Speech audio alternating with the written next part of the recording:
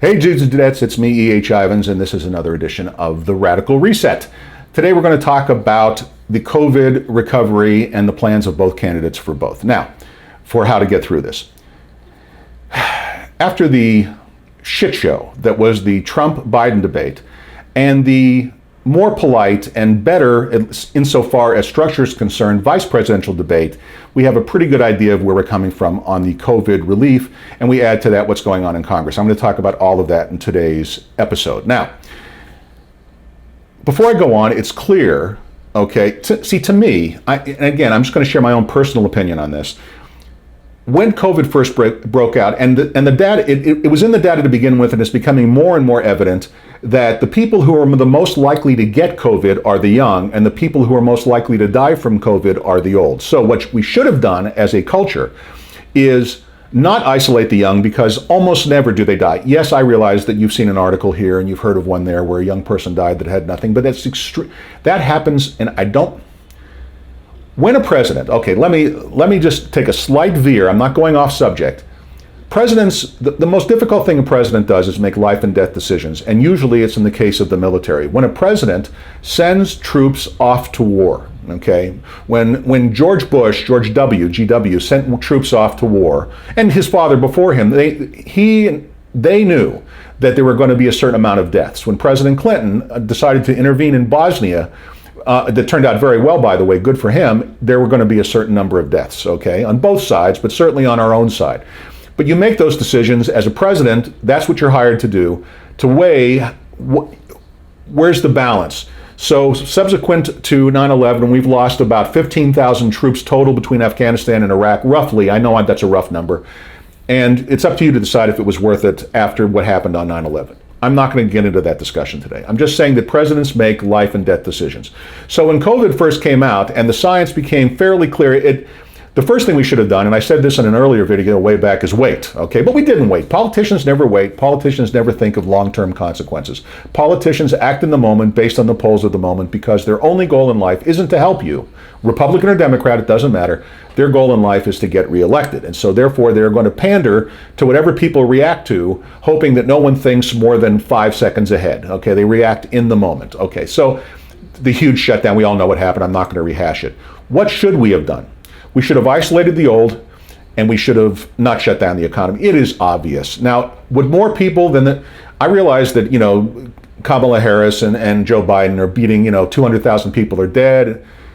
That's not Donald Trump's fault. I'm sorry. I'm no Trump fan. You've watched me long enough to know I am the furthest thing from a Trump fan, but he is not responsible for those 200,000 dead. He has done all the things to minimize it. If anything, there could have been more. And that's the point I'm making. There are 340 million people in the United States, okay? So 1% of 340 million is 3.4 million. A tenth of 1% is 340,000. Now the question is, so we have roughly 200,000 deaths today. What would have happened if we would have aggressively isolated the old? And I mean aggressively. Okay, people that are old and at risk, people with severe diabetes and so on and so forth, enforce strict isolation, masks, so on and so forth. Don't put people in nursing homes that are COVID positive like Governor Cuomo did, which is repulsive in New York, but that's as an aside. And let life go on. Don't shut down the economy. Don't shut down the airlines. Don't shut down. Just allow life to go. Use common sense, masks, prevention, washing your hands, lots of education, lots of communication with the public, allowing governors in their individual states to do more stringent things that they want to, but nationally, do not encourage shutdown. We would have been better off, because no one thought the long-term consequences of this is going to be terribly ugly, okay? But that's not what happened, okay? President Trump instituted the China travel ban, and then the worldwide travel ban, as other countries did subsequent to that, and the mask and the isolation, so on and so forth. And really, and Vice President Pence tried very hard to get Kamala Harris to admit this, and it's really true. If you go on the website for the Biden plan, which is not a plan at all, it's just a bunch of stated touchy-feely hopes and dreams, and you look at Trump's program, they're essentially identical. Trump behaved like an idiot and has been a terrible leader through this whole thing, and you get the impression that he's disconnected, but in fact his administration has done essentially everything that the Biden administration would have done, and most people did around the world, right or wrong. Okay, they went to much more draconian measures. They shut down the economy, so on and so forth. Okay, and it's about the same. Stimulus as well. But if it had been President Biden at the time, you would have still gotten the same stimulus check and the same unemployment, so on and so forth. And when Biden is elected, and as I said in the last video that I did, he's going to be elected. And it's going to be a landslide, guys. It's not even going to be close. There's going to be very little change other than the tone. Instead of standing out in the balcony like Evita Peron, you know, don't cry for me, Argentina. Anyway, sorry. I don't know why I went into that. But instead of doing that little performance on the balcony, which just shows you how clueless Trump is, Biden will be much more, you know, in touch with your feelings and talk to you in touchy-feely ways and all that kind of good stuff. But in the end, the policies are going to be exactly the same. There is no difference between them. And, you know, moving forward, where we are right now today is there's a negotiation going on in Congress right now about the size of the next package of COVID relief. I mentioned it briefly in the last video, and Nancy Pelosi wants, you know, 2.2 trillion, and Trump today, as I'm recording this, has come up to 1.8 trillion, and we'll see if they make the deal. And they're obviously playing politics, and Nancy Pelosi doesn't want to give Trump a victory before the election, yada, yada, yada, so she's holding it back, which is cold-blooded. I have to tell you, the biggest villain in all of this, I think, is Pelosi, really, to be perfectly honest. Now, I say that, and there's kind of a dichotomy in my thought. On one hand, I believe there should be, as a libertarian and an anti-politist, I see, and when I look down the road at the long-term consequences, which politicians never do, of all of these trillions of dollars of non-existent money that we're producing out of thin air at the Federal Reserve and pumping into the economy, it's going to lead to a disaster. Okay, but in the moment, since they're going to pass something, you might as well pass the Trump one because it's 1.8 versus 2. I mean, you know, it's like, how much cancer do you want? It is a mistake. And I said in the last video, and I'll say it again, it's not like I'm going to turn down my check. I'm not going to return my second round of stimulus to the government because if they're going to be stupid, I'm going to let them be stupid. But as a thinking person, I'm going to get rid of that money as fast as I can because I know inflation is coming. And when inflation comes and you're holding on to money, it destroys the value of the money you're holding on to, which is why inflation is such a damaging thing, because it destroys savings. It becomes, if you're earning 1% at the bank and the inflation rate is running at 3%, you're losing 2% a year by leaving your money in the bank. So therefore, the incentive becomes, unless you're stupid, to spend the money as quickly as you can, and that's at 3% inflation. Imagine what happens when the inflation becomes higher than that. And the chairman of the Federal Reserve, Jerome Powell, has been very, very clear that he's not concerned about inflation right now. He believes, and he's a very interesting Fed chairman, and I think interesting, in I'm using that word in a bad way, in that he's getting involved in politics, and he's talking about needing to pump more money in. He's obviously Keynesian, and wants to pump more money in, and this is all going to lead to a disaster down the road. In the present, it'll mitigate what's going on right now, but none of this would have ever happened if they didn't do this total shutdown to begin with. Yes, more people would have died, but a different president who could communicate could say to the American people, look, we're faced with a war, only this war is against a virus, and there are going to be casualties. And in the event that there are going to be casualties, the question is, do we hurt the vast majority for a tiny minority? Just like if you go to war, and, you know, in World War II, America lost 500,000 people, but it was worth it to hold off fascism and Nazism and end the Holocaust. But and that was nothing compared to what Russia lost. Russia lost 20 million people to Hitler, and you know, London was destroyed. And, you know, anyway, to make a long story short, these are decisions that leaders make. This is why government exists. In the event of COVID, they reacted without knowing what they were dealing with.